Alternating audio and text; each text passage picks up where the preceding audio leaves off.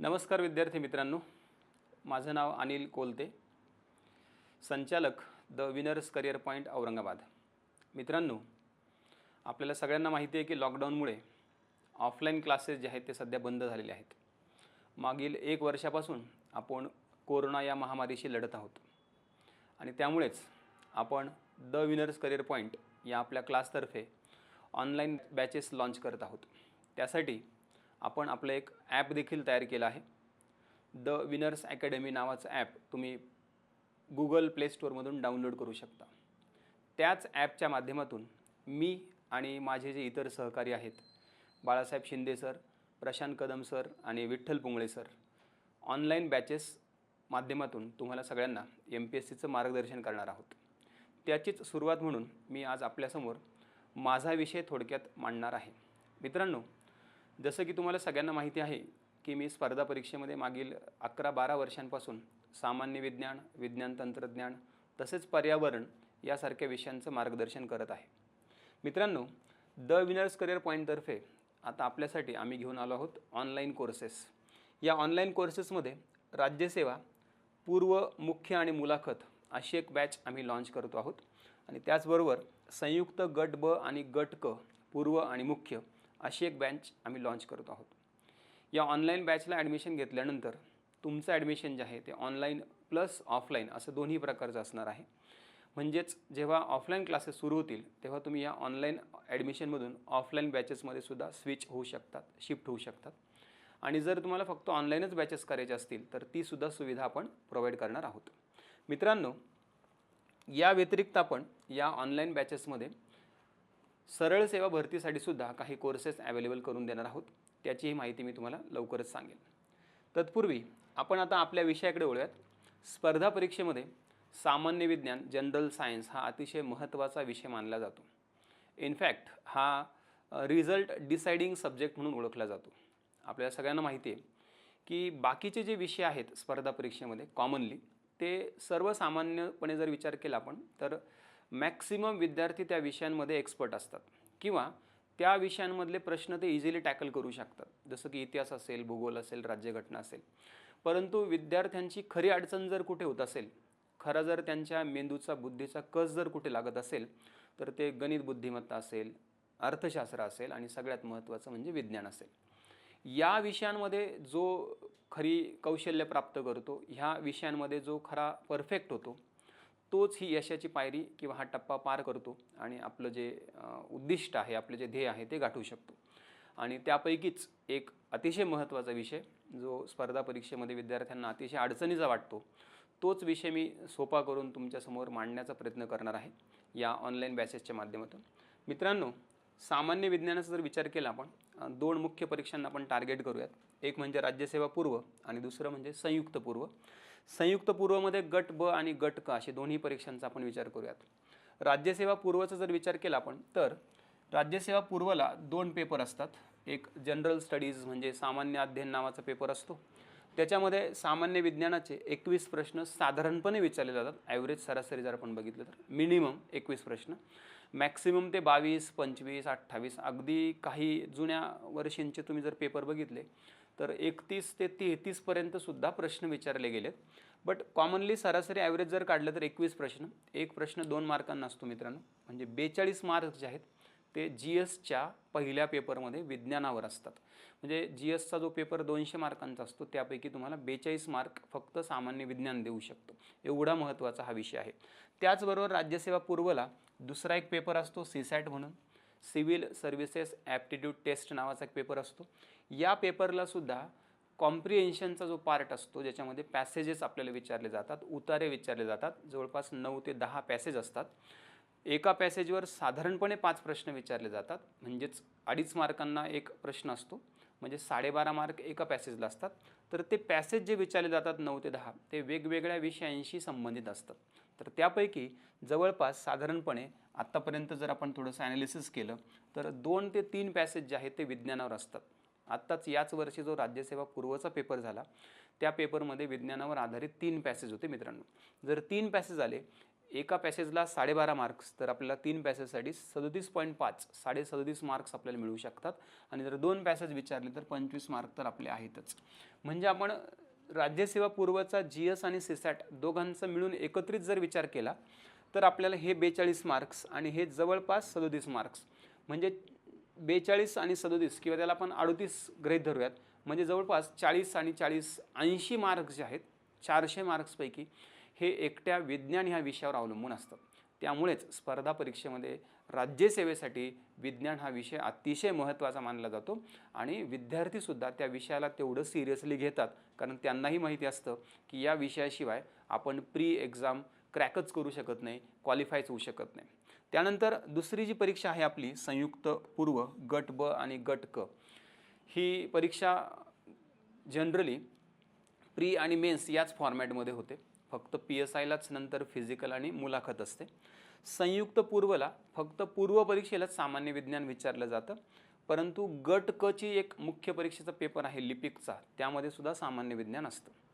संयुक्त पूर्वचा जो पेपर आहे जनरल स्टडीज सामान्य अध्ययन त्याला आपण म्हणतो किंवा सामान्य क्षमता चाचणी असं त्याला आपण म्हणतो. त्यामध्ये 15 प्रश्न विज्ञानावर विचारले जातात जे 15 मार्क्सला असतात. म्हणजेच संयुक्त पूर्वला विज्ञानाचे प्रश्न जे आहेत ते 1 मार्काला असतात. एक प्रश्न 1 मार्काला, म्हणजे 15 प्रश्न 15 मार्कांना तुम्हाला विचारले जातात. तर मित्रांनो, सामान्य विज्ञान हा जो विषय आहे अतिशय महत्त्वाचा राज्यसेवेसाठी पण आणि संयुक्त पूर्वसाठी. तर ह्या विषयांमध्ये जनरली आपल्याला माहीत आहे सगळ्यांना की सामान्य विज्ञान म्हटलं की त्याच्यामध्ये त्याच्या 3 मुख्य शाखा येतात. एक आहे बायोलॉजी, दुसरी आहे फिजिक्स आणि तिसरी आहे केमिस्ट्री. विज्ञानावर राज्यसेवेला 21 प्रश्न, कंबाईनला 15 प्रश्न. तर हे प्रश्न जे आहेत ते विज्ञानाच्या शाखांमध्ये विभागलेले असतात. म्हणजे काही प्रश्न जीवशास्त्रावर येतात, काही प्रश्न फिजिक्सवर आणि काही प्रश्न केमिस्ट्रीवर येतात. तर आपण त्याचंही थोडंसं विश्लेषण घेणार आहोत, आपण त्याबद्दलही थोडंसं जाणून घेणार आहोत. तर आपण जर विचार केला ओव्हरऑल तर जीवशास्त्र, भौतिकशास्त्र आणि रसायनशास्त्र ह्या ज्या 3 शाखा आहेत मुख्य विज्ञानाच्या, या 3 शाखांवर जनरली राज्यसेवा आणि कंबाईनला सरासरी किती प्रश्न येतात. तर तुम्ही जर पाहिलं मित्रांनो, तर राज्यसेवा पूर्वचा जर विचार केला तर जीवशास्त्रावर साधारणपणे सरासरी 8 ते 9 प्रश्न येतात. परंतु या वर्षीच्या राज्यसेवा परीक्षेचा जर विचार केला तुम्ही तर जीवशास्त्रावर जवळपास 10 प्रश्न विचारले गेले होते. म्हणजे हे वेटेज जे आहे प्रश्नांचं हे ॲव्हरेज आहे, सरासरी आहे, ते कमी जास्त होऊ शकतं. फिजिक्सचा जर विचार केला तर 6 ते 7 प्रश्न सरासरी विचारले जातात राज्यसेवेला. या वर्षीचा राज्यसेवेचा पेपर जर तुम्ही विचारात घेतला तर त्यामध्ये फिजिक्सचे फक्त 3च प्रश्न होते. म्हणजे यावेळेस फिजिक्सला वेटेज कमी होतं. आणि जर तुम्ही रसायनशास्त्राचा विचार केला तर रसायनशास्त्रावर ॲव्हरेज 7 ते 8 प्रश्न विचारले जातात. या वर्षी देखील विचारले गेले होते. म्हणजे या वर्षीच्या राज्यसेवेच्या पेपरला सुद्धा रसायनशास्त्रावर 7 ते 8 प्रश्न आले होते. जीवशास्त्राचं वेटेज वाढलं होतं आणि मग त्यामुळे फिजिक्सचं वेटेज थोडंसं कमी झालं होतं. त्यानंतर संयुक्त पूर्वचा जर विचार केला, कंबाईनचा जर विचार केला तुम्ही, तर संयुक्त पूर्वमध्ये जीवशास्त्रावर साधारणपणे 7 ते 8 प्रश्न विचारले जातात. म्हणजे कंबाईनला सुद्धा बायोलॉजीला वेटेज जास्त असतं, 7 ते 8 प्रश्न सरासरी दरवर्षी येतात. त्यानंतर फिजिक्सचा जर विचार केला तर 3 ते 4 प्रश्न आणि केमिस्ट्रीचा जर विचार केला तर त्यावर देखील 3 ते 4 प्रश्न ह्या परीक्षांना विचारले जातात. तर ओव्हरऑल जर आपण विचार केला, थोडंसं आपण ह्या 3ही शाखांचं ॲनालिसिस केलं तर आपल्याला असं क्लिअरली लक्षात येतं की विज्ञानामध्ये जीवशास्त्राला कुठल्याही परीक्षेमध्ये जास्त वेटेज असतं. परंतु मित्रांनो, जीवशास्त्राला जास्त वेटेज हे फक्त आपल्याला MPSCमध्येच पाहायला मिळतं. जर आपण सेंटरच्या एक्झाम ट्राय करत असणार, म्हणजेच UPSC बघितलं किंवा मग स्टाफ सिलेक्शन बघितलं किंवा रेल्वे, तर या परीक्षांना मात्र जीवशास्त्रापेक्षा फिजिक्स आणि केमिस्ट्रीला जास्त वेटेज असतं. त्याच्यामुळे आपण जेव्हा तयारी करतो तेव्हा आपण जर समजा सेंट्रल एक्झामची तयारी करत असणार आहोत तर मग आपल्याला ओव्हरऑल सगळंच विज्ञान कसं परफेक्ट होईल याकडे लक्ष द्यावं लागणार. म्हणजे एकटं जीवशास्त्राचाच अभ्यास करून तुमचा रिझल्ट येऊ शकतो याची शाश्वती मात्र कुणीही देऊ शकणार नाही. तुम्हाला 3ही भागांकडे, 3ही पार्टकडे तेवढंच इक्वल इम्पॉर्टन्सने बघावं लागणार आहे, सो दॅट तुम्हाला तिन्हीमधून चांगल्या प्रकारे मार्क्स घेता येतील आणि पूर्वपरीक्षा क्वालिफाय होता येईल. जोपर्यंत तुम्ही पूर्वपरीक्षा क्वालिफाय होत नाहीत तोपर्यंत तुमच्या नॉलेजलाही काही अर्थ नसतो. तुमच्याकडे जगाचं नॉलेज जरी असलं तरी मित्रांनो, पूर्वपरीक्षा देणारे लाखो विद्यार्थी असतात. तुम्ही बघितलं आता कंबाईन एक्झाम देणारे जवळपास 4 लाख प्लस विद्यार्थी आहेत आणि त्यापैकी जर आपण सगळे मिळून 600 जागा जर पकडल्या तर 5 ते 6 हजार विद्यार्थी मेन्सला क्वालिफाय होतात. म्हणजे कुठे 4 लाख विद्यार्थी आणि मुख्य परीक्षा देणारे काही हजार विद्यार्थी. म्हणजे प्री टू मेन्स हा जो टप्पा आहे हा सगळ्यात डिफिकल्ट टप्पा आहे आणि मॅक्सिमम मुलं जे आहेत ते याच टप्प्यावर लटकतात, म्हणजेच याच टप्प्यामध्ये अडकतात किंवा हीच जी हर्डल आहे किंवा हाच जो अडथळा आहे हाच पार करू शकत नाही. म्हणून मी मुलांना वारंवार सांगत असतो की पूर्व परीक्षेला जास्त सिरियसली घ्या. जोपर्यंत तुम्हाला कॉन्फिडन्स येत नाही की तुम्ही प्री क्वालिफाय होत नाही तोपर्यंत मेन्सच्या नादी लागू नका. ज्या मुलांच्या अगोदर प्री क्वालिफाय झाल्यात त्यांनीच मेन्सची तयारी केलेली बेटर असतं. परंतु ज्यांचं प्रीलाच अनुभव नाही आहे किंवा प्रीच क्वालिफाय होईल का नाही हेच शुअर नाही आहे त्यांनी मात्र फक्त आणि फक्त प्रीवरच फोकस करणं गरजेचं आहे. त्यासाठीच आपण तुमचा हा अडथळा थोडासा दूर होण्यास सोपं जावं यासाठी ह्या परीक्षेमधला जो अतिशय महत्त्वाचा विषय आहे सामान्य विज्ञान तो मी तुमच्यासमोर या ऑनलाईन क्लासेसच्या माध्यमातून सोपा करण्यासाठी आणि तुम्हाला त्यात चांगले गुण मिळवून देण्यासाठी ह्या आपल्या द विनर्स करिअर पॉईंटच्या माध्यमातून सादर करणार आहे. मित्रांनो, सामान्य विज्ञान म्हणलं की आपण त्याच्यामध्ये आत्ताच बघितलं की त्यात 3 भाग असतात, फिजिक्स, केमिस्ट्री आणि बायो. आणि सरासरी बायोला वेटेज जास्त असतं जीवशास्त्राला. तर आपण सर्वप्रथम आपल्या विषयाची सुरुवात त्याची ओळख म्हणजेच विज्ञानाचं इंट्रोडक्शनपासून करूयात. विज्ञान म्हणजे काय थोडक्यात ते अगोदर समजून घेऊयात आणि मग नंतर पुढे आपण त्याचा सिलेबस बघूयात आणि नंतर मग एक एक टॉपिक जो आहे तो सविस्तर घेणार आहोत. तर मित्रांनो, विज्ञान म्हणजे काय नेमकं, विज्ञान ह्या नावाचा अर्थ नेमका काय. तर विज्ञान या नावाचा अर्थ जर आपण काढायला गेलो तर तो असा सांगितला जातो, म्हणजे बरेच त्याच्याबद्दल संकल्पना आहे, वैचारिक संकल्पना, वेगवेगळे थॉट्स आहेत, वेगवेगळ्या व्यक्तींनी विज्ञानाचे अर्थ वेगवेगळे सांगितलेले आहेत. पण त्यातला सगळ्यात सोपा अर्थ जो आपल्याला लक्षात ठेवायला लक्षात घ्यायला पण सोपा आहे तो म्हणजे विज्ञान हा शब्द वि आणि ज्ञान अशा 2 शब्दांपासून बनला आहे असं म्हटलं जातं. मग वि आणि ज्ञान म्हणजे काय नेमकं, तर वि आणि ज्ञान असे 2 आपण फोड केली त्याची. तर वि म्हणजे विशेष असं पण म्हणू शकतो, काही जणांनी असं म्हटलं त्याला, आणि काही जणांनी वि या शब्दाचा अर्थ विश्व असं सांगितलं आहे, म्हणजे विश्वाचं ज्ञान. तर विश्वाचं ज्ञान हा जो अर्थ आहे विज्ञानाचा हा सगळ्यात व्यापक आहे. का बरं, कारण याच्यामध्ये पूर्ण विश्वाचा समावेश झालेला आहे. म्हणजेच विज्ञान ही एक अभ्यास शाखा आहे, ज्ञान मिळवण्याची शाखा आहे, ज्ञानार्जन करण्याची शाखा आहे. तर विज्ञानामध्ये ज्ञान किंवा नॉलेज कशाचं मिळवलं जातं, तर मग तो विश्व जो शब्द आहे ते त्याचं अतिशय समर्पक उत्तर असू शकतं. म्हणून विश्वाचं ज्ञान मिळवणारी शाखा म्हणजे विज्ञान असं तिचं वर्णन केलं जातं. त्याला जर आपण इंग्रजीमध्ये ट्रान्सलेट केलं मित्रांनो, म्हणजे या वीला जर आपण विश्वाचं ज्ञान असं जर म्हटलं समजा आणि याला जर इंग्रजीमध्ये ट्रान्सलेट केलं तर आपण याला म्हणू शकतो knowledge of universe. Knowledge of universe. मग नॉलेज ऑफ युनिवर्स जे आहे म्हणजे विश्वाचं ज्ञान जे आहे याला ग्रीक भाषेमध्ये एक संज्ञा किंवा एक टर्म वापरली गेली आहे. कुठली नॉलेजसाठी टर्म वापरली जाते तिला म्हटलं जातं सायन्शिया. आणि सायन्शियापासूनच इंग्रजीमध्ये शब्द तयार झालेला आहे सायन्स. म्हणजेच सामान्य विज्ञानाला किंवा विज्ञानाला आपण इंग्रजीमध्ये सायन्स या नावाने ओळखतो. तर सायन्स या शब्दाचा अर्थ देखील आता आपल्याला कळलेला आहे.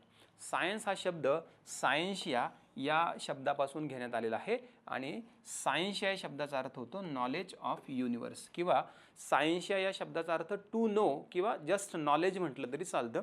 बट टू नो किंवा नॉलेज म्हणजे कशाचं, टू नो अबाउट व्हॉट, म्हणजे माहीत करून घ्यायचं. तर कशाबद्दल माहीत करून घ्यायचं, तर त्याचं उत्तर आहे अबाउट युनिवर्स.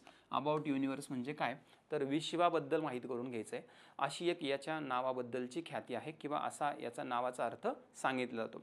तर या विज्ञानामध्ये ज्या काही घटकांचा किंवा ज्या काही गोष्टींचा अभ्यास केला जातो त्या सगळ्या गोष्टी आपण सिस्टमॅटिकली समजून घेणार आहोत, ज्याच्या आधारे या विज्ञानाच्या शाखा तयार झाल्यात. बट सुरुवातीला आपण हे बघणार आहोत की विज्ञानाची सुरुवात कोणी केली, म्हणजे विज्ञानाचा अभ्यास नेमका कोणी सुरू केला पहिल्यांदा.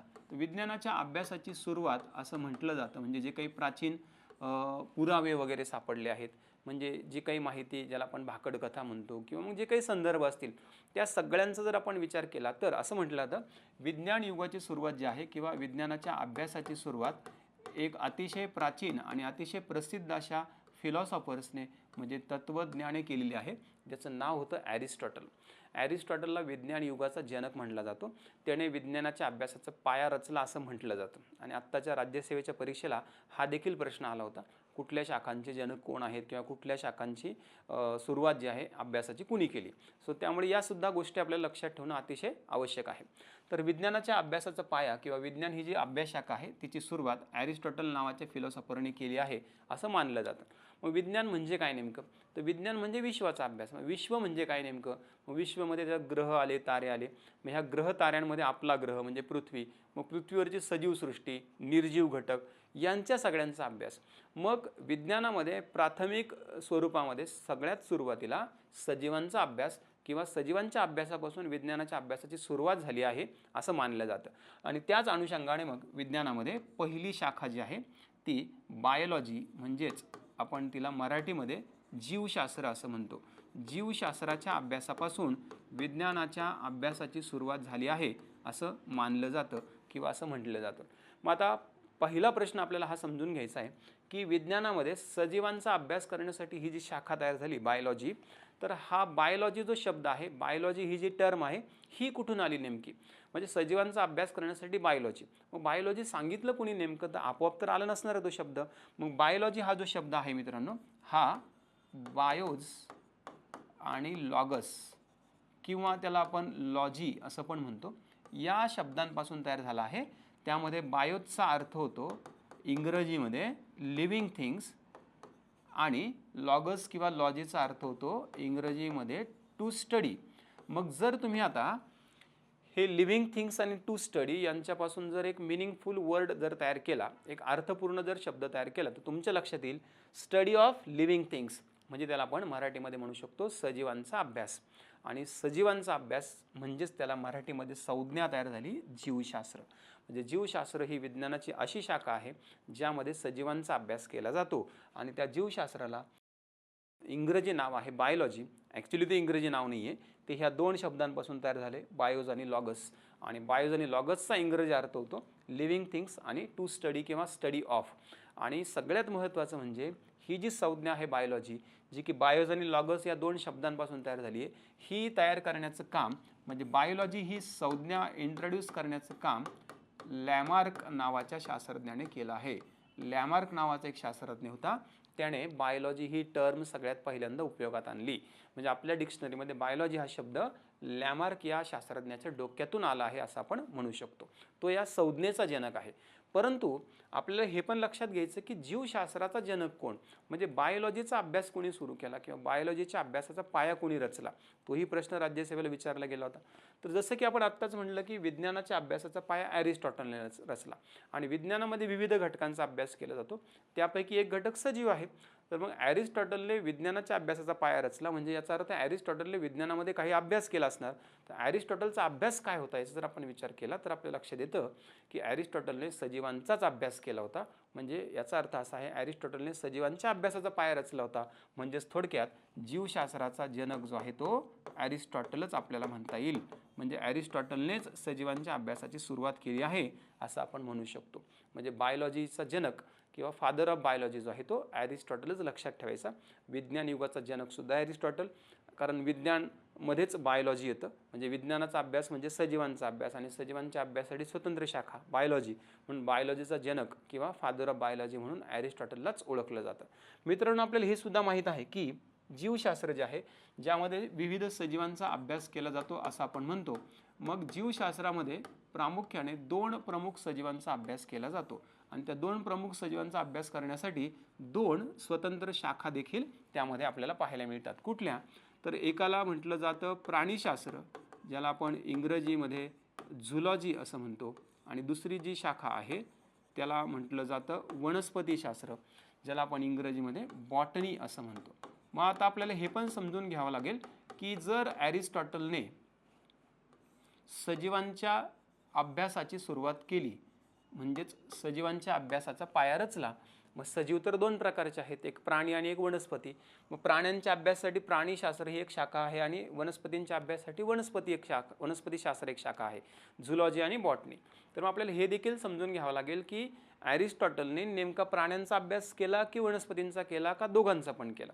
सो जे काही संदर्भ आतापर्यंत हाती लागले आहेत किंवा ज्या संदर्भांचा आधार घेतला आहे की ॲरिस्टॉटलनी ही शाखा विकसित केली, त्या संदर्भांचा आधार घेतला तर आपल्या असं लक्षात येतं की ॲरिस्टॉटलने प्राण्यांचा अभ्यास सुरुवातीला केला होता. म्हणजेच प्राणीशास्त्राचा जनक जो आहे तो सुद्धा ॲरिस्टॉटलच मानला जातो. म्हणजे बघा मित्रांनो, ॲरिस्टॉटल ही किती महत्त्वाची व्यक्ती आहे. विज्ञानाच्या अभ्यासाची सुरुवात, अभ्यासाचा पाया, विज्ञान युगाची सुरुवात ॲरिस्टॉटलपासून झाली असं मानलं जातं. म्हणजे सायन्स हा विषय आपल्या जीवनाचा भाग ॲरिस्टॉटलमुळे झाला आहे. त्या विज्ञानामध्येच सजीवांचा अभ्यास करण्याची संकल्पना त्याचीच, म्हणजेच ॲरिस्टॉटल जीवशास्त्राचा पण जनक. आणि सजीव दोन प्रकारचे असतात, प्राणी आणि वनस्पती. प्राण्यांच्या अभ्यासाची सुरुवात पण ॲरिस्टॉटलपासूनच झाली आहे, म्हणूनच प्राणीशास्त्राचा जनक देखील ॲरिस्टॉटलच मानला जातो. आता मी तुम्हाला बऱ्याच वेळचं म्हणतोय, त्या संदर्भानुसार, एका विशिष्ट संदर्भानुसार या सगळ्या गोष्टी लक्षात आल्या आहेत. कुठला संदर्भ आहे तो? तर तो संदर्भ आहे मित्रांनो ॲरिस्टॉटलने लिहिलेला एक ग्रंथ, त्याचं नाव आहे हिस्टोरिया ॲनिमेलिया. हिस्टोरिया ॲनिमेलिया नावाच्या ग्रंथामध्ये या ॲरिस्टॉटलने प्राण्यांविषयी काही महत्त्वाचे संदर्भ किंवा काही महत्त्वाच्या संकल्पना मांडल्या होत्या. त्यावरून आपण जनरली हा ॲरिस्टॉटलचा संदर्भ प्राणीशास्त्र आणि जीवशास्त्राशी लावतो.